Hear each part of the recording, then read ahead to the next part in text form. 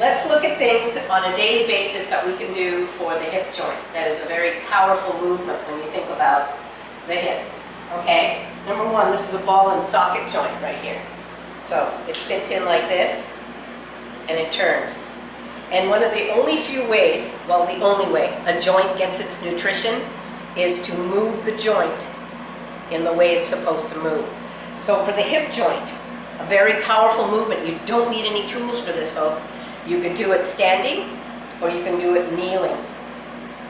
The thing about doing it kneeling is you have to do it on a very cushioned surface. I have one of these nice pads that you can kneel on, because you don't want your knees on the floor, on the hard floor, pressing against that patella. The patella just floats on here. So if you're on a hard surface, that's not a good thing for the knee. So for some of you that don't have any nice padded things to kneel on, you can do this exact same movement standing. Okay? So let's look at the 4 ways that the hip moves. Flexion, abduction, extension, in, adduction. So I want to put those together. I'm going to get on my knees. I'm going to start with hip extension. So here I am in this position. I'm going to flex my foot, and I'm going to mindfully push my heel to the ceiling, which is extending my hip. Okay?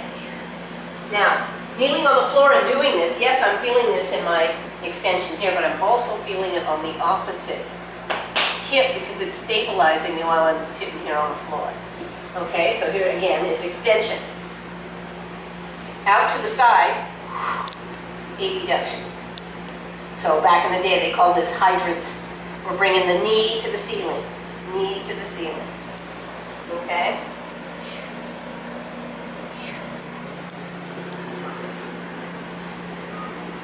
Again, I'm feeling it this hip, but I'm also feeling it on the stabilizing hip.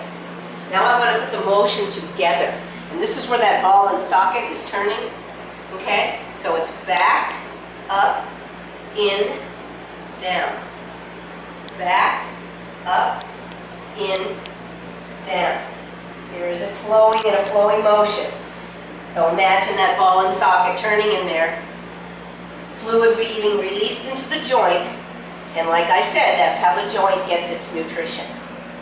Now, how many times in daily life do we do this? You don't. That's why you do this motion. Okay? So the hip joint itself is turning. Fluid is being released. You're going to walk easier. You're going to balance is better. This is a big movement, folks. You could do it every day. It doesn't take any tools. I'm going to show it to you standing on the other side. Okay? So here we are. We don't have a nice soft cushion, so we're going to do it standing. I'm going to bend over, hold on to something. I'm going to flex my foot. Heel to ceiling. Don't forget your breathing now. Exhale as you come up. Hip extension.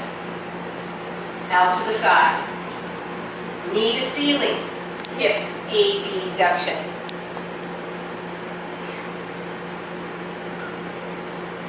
Okay, now I'm going to put it together. Back, up, in, down. Back, up, in, down.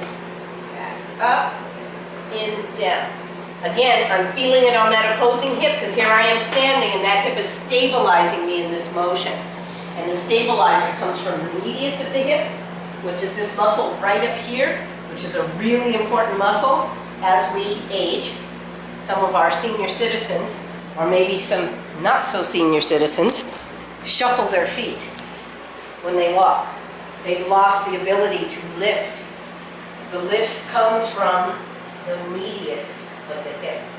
Okay, so again, when I'm standing or kneeling and doing this motion, the opposite leg, the medius of the hip, is working like crazy. And you want that, okay? Again, ball and socket.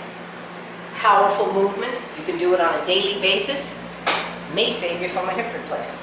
So I highly recommend it. So for some of you folks that have a BOSU, which is great for many, many things for balance and strength, if you don't, you can also put that on the floor and do your hip rotations on top of that, opposed to this nice pad that I think is like $50 that you can find at some of the stores. But the bow suit, you can do many things for balance, but also to get down on here and not on the floor and do your hip rotations on top of the bow suit works really nicely, okay? Same thing, we're protecting that patella and that knee from that hard surface. I don't want you folks exercising on the floor, on a hard floor, and smashing that patella down. Not a good thing for your knee.